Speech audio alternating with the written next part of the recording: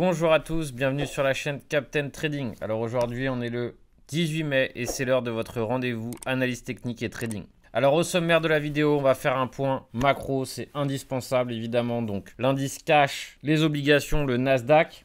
Ensuite on fait un point Bitcoin, Ethereum. On va voir aussi évidemment les options. Quelques options qui expirent en fin de mois. Quel impact ça peut avoir sur les cryptos. Et enfin, on va regarder un petit altcoin low cap qui se débrouille plutôt pas mal dans cette baisse. Et donc, c'est pour ça que je fais un petit focus dessus. On va faire évidemment un point macro avant de commencer. Je pense que c'est très important ensemble de cerner la macro parce que derrière, évidemment, ça nous aide à avoir une meilleure appréhension des cryptos et donc comprendre un peu mieux ce qui se passe et donc éventuellement nous aider à prendre des décisions. Quand on fait un point macro, il y a un élément qui est ultra important à voir, ou en tout cas l'élément le plus simpliste à analyser en macro, c'est l'indice DXY qui est l'indice cash. Donc tout simplement en observant cet indice, on peut comprendre si oui ou non les marchés sont risk-on ou risk-off. Alors actuellement, on voit que depuis le 10 février 2020, même un peu plus, même clairement depuis le 20 mai 2020, on est dans une énorme tendance haussière. C'est-à-dire qu'actuellement, ceux qui hold du cash ici sont rentables. C'est-à-dire qu'ils gagnent tout simplement en spéculant sur le fait de posséder du cash. Donc là, on arrive maintenant sur un niveau important qui est le niveau et la résistance psychologique qui a déjà été franchie des 100 $. Si on remarque aussi, on remarque que le janvier 2017, c'était l'ATH de notre indice dollar. Alors on voit une réaction plutôt négative sur ce niveau, tout simplement parce qu'on l'a franchi et là on est en train tout simplement en weekly d'avoir une éventuelle avalanche baissière. Donc ça veut dire que ça y est, ça se calme légèrement. Est-ce que c'est la fin? Est-ce que c'est maintenant on peut être complètement haussier? Pas forcément, c'est bien trop tôt, mais en revanche on voit une accalmie. Donc c'est un début d'accalmie, mais pour l'instant on voit ce premier creux ici qui a été franchi à la baisse ici. Et donc ça, c'est plutôt fort rassurant. Le plus probable de cas de figure, c'est un mouvement haussier pour derrière éventuellement nous créer un mouvement baissier. Ou alors évidemment, c'est tout simplement ici un double bottom et ça continue de hausser. Premier scénario qui est du coup un scénario baissier pour le cash pourrait être éventuellement intéressant pour le marché crypto. Tout simplement parce que si l'indice cash descend, ça veut dire que on reprend un peu de risque sur le marché et donc dans ces cas-là, les indices de marché traditionnel plus crypto pourraient s'en sortir favorables au premier scénario. Deuxième scénario, tout simplement ça continue de hausser. Dans ces cas-là, ça serait absolument défavorable pour le reste du marché. Autre indice qu'on peut avoir, c'est le ticker TNX. Alors, il y a plein de tickers TNX, il y en a plein à voir, à regarder. Donc, celui-ci, par exemple, c'est le 10 ans. Ça veut dire que ici, c'est les obligations US 10 ans qui sont pareil, en énorme hausse, en constante augmentation ici depuis maintenant, au moins depuis mars, mais ça commence déjà depuis un certain temps. Pareil, ici, si les obligations sont rentables, il est préférable pour les investisseurs, en tout cas, il est beaucoup plus safe pour les investisseurs d'avoir ces obligations et d'être rentable dessus. Donc, lorsque les obligations, généralement, sont en hausse, dans ces cas-là, c'est aussi de l'argent qui sort des marchés à risque.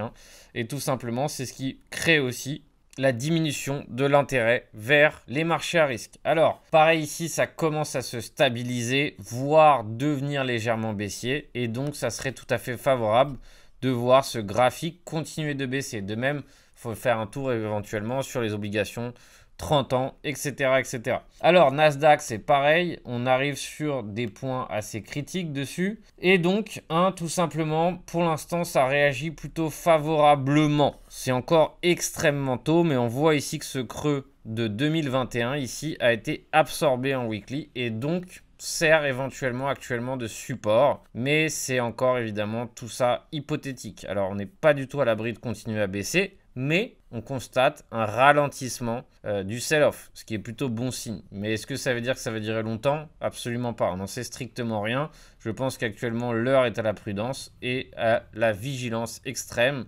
Et en tout cas, c'est un moment qui est très propice pour les traders, tout simplement parce qu'il y a de la volatilité. Alors, bien que ça soit calmé, on a tout de même pas mal de volatilité. Alors maintenant, on va passer au Bitcoin et on va faire un point du coup sur tout ce qui se passe. Alors où est-ce qu'on est, quel niveau on a, etc. etc. C'est toujours très important de comprendre, de se situer et lorsqu'on fait ce genre de choses, on se sent beaucoup plus à l'aise. Comme d'habitude, j'aime toujours procéder avec d'abord un graphique monthly. Donc j'ai aussi ce graphique qui me sert de repère visuel, c'est-à-dire que j'ai un graphique qui me sert uniquement à repérer instinctivement tous les niveaux clés ou tous les niveaux qui sont susceptibles d'être clés. Et dans ces cas-là, finalement, je sais exactement où je me situe sur un graphique et ça m'aide énormément. Alors derrière, par exemple, en parallèle pour trader, j'ai un autre graphique. Donc là, dans ces cas-là, je suis en train d'utiliser mon graphique repère avec vous pour qu'on puisse comprendre exactement où on est. Si on regarde ici dans ce graphique mensuel, qu'est-ce qu'on a? On a tout simplement ici 3 bas de bougie monthly quasi parfait et un haut de bougie ici le 1er décembre 2020. Donc on est sur une zone clé. Zone clé qui a été enfoncée mais qui pour l'instant est en train d'être récupérée. C'est pas du tout beau en termes de graphique monthly, tout simplement parce que on a maintenant un creux où on verra peut-être éventuellement un creux en dessous du précédent. Alors c'est pas fini, il reste encore plusieurs mois pour valider ça, mais c'est tout de même pas encourageant. Donc évidemment, il est indispensable que d'un point de vue investissement, on comprenne qu'on peut et on pourra tout simplement se rendre sur des zones comme les 14K, tout simplement même les 20K, sans remettre en cause ce qui s'est passé historiquement sur le Bitcoin. C'est-à-dire qu'ici, on est bien passé, on a bien perdu 80% de valeur avant de reprendre ici du coup et de dupliquer la valeur ou plus. Ici, c'est pareil, on a bien perdu 80% de valeur avant de reprendre un bull run. Donc, c'est tout à fait normal et cohérent pour le Bitcoin de faire ce genre de choses. Donc, c'est pas forcément inquiétant plus que ça. Ça tombe pile poil sur les moins 80%. Donc, c'est important de comprendre qu'on n'est absolument pas à l'abri tôt ou tard d'avoir ça. Et dans ces cas-là, il faut le voir comme une prochaine nouvelle opportunité sur ce Bitcoin qui on a l'habitude. Là, je commence à voir de plus en plus de bad news au sujet du Bitcoin, etc., etc. Pour moi, c'est très positif dans le sens que plus on en parle de façon néfaste, plus on en parle de façon négative, plus on parle des cryptos comme d'un scam ou autre, plus pour moi, on arrive dans des zones qui sont des zones intéressantes d'investissement, tout simplement parce que plus il y a de bad news et mieux c'est. Tout simplement, dans les marchés, ça a toujours été comme ça. Plus on en parle en bien, et malheureusement, moins c'est le moment d'investir. C'est toujours pareil. Donc bref, on revient à nos montants. Monthly, plusieurs bas de bougie ici. Donc c'est réellement un support massif actuellement sur lequel on se trouve. D'ailleurs, on allait enfoncer le support et pour l'instant, en weekly, on a réussi tout simplement à clôturer largement au-dessus du support monthly. Donc actuellement, on titille tout de suite sur le support monthly. On a notre bas weekly ici à 26 600, donc ça reste un repère extrêmement important et intéressant. Et à mon avis, moi je spécule sur un range assez similaire à celui-ci dans les prochaines semaines. Donc je pense que ça reste cohérent comme approche. Ça reste à peu près, on va dire, dans un scénario qui semble être cohérent. Et donc si par exemple je reproduis ce range ici, donc par exemple sur TradingView, on peut éventuellement ici reproduire un range de façon à voir et par exemple je le retransmets ici, ça me donne à peu près ça comme range et donc pour moi c'est à peu près cohérent. Donc peu importe là où on commence, est-ce que c'est à peu près quelque chose de comme ça. Bref, maintenant ce qui m'intéresse c'est surtout les niveaux court terme parce que comme vous le savez je suis trader et donc bien que je sois aussi investisseur, ce qui m'intéresse le plus c'est les niveaux de trading. Alors maintenant j'ai tous mes repères. J'ai maintenant la clôture weekly qui est ultra importante, le bas weekly, le support monthly. Ce qui tombe plus ou moins à peu près sur la médiane. Si on prend la clôture weekly et le bas ici, ça tombe à peu près, à peu de choses près, sur la médiane, un poil en dessous. Donc ça, c'est mon niveau. Maintenant, on se dirige ici en daily. On voit actuellement que cette zone est largement défendue. Elle est bien défendue, mais elle commence tout de même à être attaquée. Donc, on va voir évidemment, on va suivre de près ce qui va se passer dans les prochains jours, mais c'est possible, on n'est pas à l'abri d'aller visiter la borne basse ici des 28 000, voire même, si réellement on enfonce un peu trop, on pourrait se diriger ici vers les 26 000 à nouveau. Et dans ces cas-là, il faudra évidemment être alerte et voir un peu la réaction qui va se passer dessus. Maintenant, on est en 4 heures. En 4 heures, si on regarde la price action, on est tout de même ici, on a toujours un creux pour l'instant qui est au-dessus du précédent. Alors, qu'est-ce qui est intéressant? Dans ce genre de cas, qu'est-ce que j'aime faire? J'aime tout simplement dessiner un rectangle. Et soit on spécule sur la stratégie de range, donc ici on a un mini range, et dans ces cas-là par exemple on se dit voilà, si on arrive à maintenir la partie supérieure de ce range, et bien dans ces cas-là on peut éventuellement spéculer sur une sortie par le haut. Donc par exemple, hein, soit ici on franchit le range à la baisse, on réintègre et dans ces cas-là, on vient chercher là. Ou contrairement ici, on arrive à s'affranchir du milieu de range et dans ces cas-là, on vient chercher le haut du range. Ça peut être tout ça des stratégies à mettre en place. Mais pour l'instant, l'objectif, c'est tout simplement de profiter de ces ranges pour mettre en place des stratégies de range et non des stratégies d'expansion énormes, tout simplement parce que les probas pour qu'on soit perdant sont énormes. Donc n'oubliez pas, ne devenez pas trop baissier sur un support, ne devenez pas trop haussier sur une résistance, c'est évidemment la règle de survie du range. Donc voilà où on se trouve actuellement pour le BTC, bas de range, niveau qui a réagi ici plusieurs fois. On pourrait éventuellement spéculer sur le fait que ça va réagir à nouveau. Derrière, on a un objectif sur les 30 000 qui semble être cohérent. Et si réellement il y a une impulsion haussière, on peut avoir un objectif éventuellement ici vers le haut à 31 000. Donc personnellement, si je me retrouve encore à nouveau sur les 31 000, j'éviterai tout simplement d'être trop haussier, tout simplement parce qu'on a de fortes chances qu'on réagisse à nouveau sur ce niveau. Ethereum a lui aussi son propre range. Alors ce que vous voyez actuellement, c'est un trade que j'ai pris tout simplement dans la newsletter pro de ce lundi. Donc lundi, on était short pour ce petit briefing que j'envoie chaque lundi à toutes les personnes qui sont inscrites au briefing pro.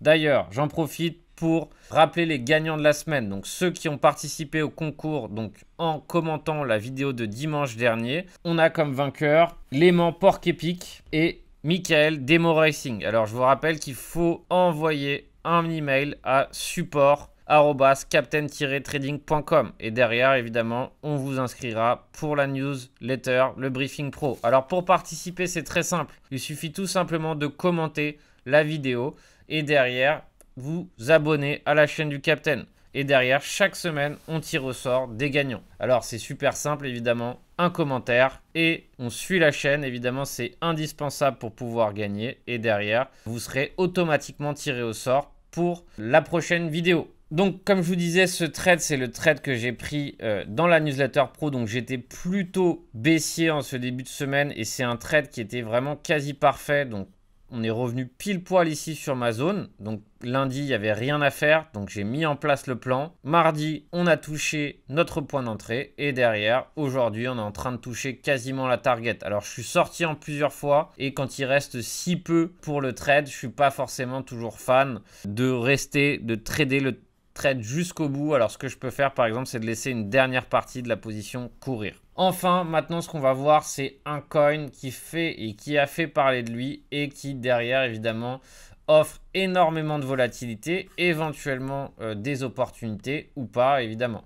Alors, par exemple, hein, l'achat ici au bas du 12 mai des 5 centimes s'est révélé être extrêmement profitable parce qu'il a fait un x3 depuis. Alors, pareil, commence tout simplement à perdre ce support ici des 20 centimes, alors ça pourrait éventuellement nous amener vers la zone ici des 10 centimes. Alors je serais assez friand de retenter un achat vers les 10 centimes si oui ou non ça se fait. Le jeu ou en tout cas le stacking va sortir bientôt. Je crois que les tickets vont être tirés au sort. Bref, je pense, ou en tout cas je spécule sur le fait qu'il peut y avoir éventuellement un peu de hype à nouveau. Et bref, hein, pour un coin qui est passé de 7 centimes à 70 centimes, ça reste un potentiel aussi important et un potentiel baissier pas très important. D'accord, de 7 centimes à 0, il n'y a pas tant que ça. Alors que d'une dizaine de centimes à 70, il y a un potentiel intéressant. Alors, croyez pas que parce qu'un coin est pas cher, ça ne peut pas aller encore plus bas. D'accord? Ça, c'est une erreur qui est importante à ne pas faire. J'achète tout simplement parce qu'ici, il y a de la volatilité et qu'éventuellement, on peut se retrouver sur un niveau intéressant pour de l'investissement ou pas, ou tout simplement de la pure spéculation. Donc actuellement, c'est ce que je fais. Je vous rappelle que ce coin, vous pouvez le trouver sur Bybit. Je vous rappelle aussi qu'en souscrivant avec mon code dans la description Bybit, tout simplement, vous pouvez bénéficier d'un bonus de 20 $ sur vos premiers dépôts. Alors évidemment, c'est toujours bon à prendre en ces temps de crise. Je vous rappelle aussi que sur FTX, actuellement, si vous n'avez jamais été inscrit sur FTX, j'ai un lien qui va vous permettre tout simplement de récupérer 50 $ de bonus de trading. Alors tout ça, c'est des petits éléments qui sont à prendre évidemment, surtout dans ce contexte extrêmement baissier. Alors 7 minutes marché est maintenant terminé. Donc j'ai essayé de faire un point le plus clair possible. Donc c'est encore très difficile de donner des billets complètement certains. Donc je vous invite évidemment à être extrêmement prudent dans ces prochains jours. On n'est absolument pas à l'abri de quoi que ce soit et donc c'est pour ça qu'il faut être extrêmement prudent. Je vous souhaite un excellent trading à tous et on se retrouve très bientôt pour une prochaine Minute Marché.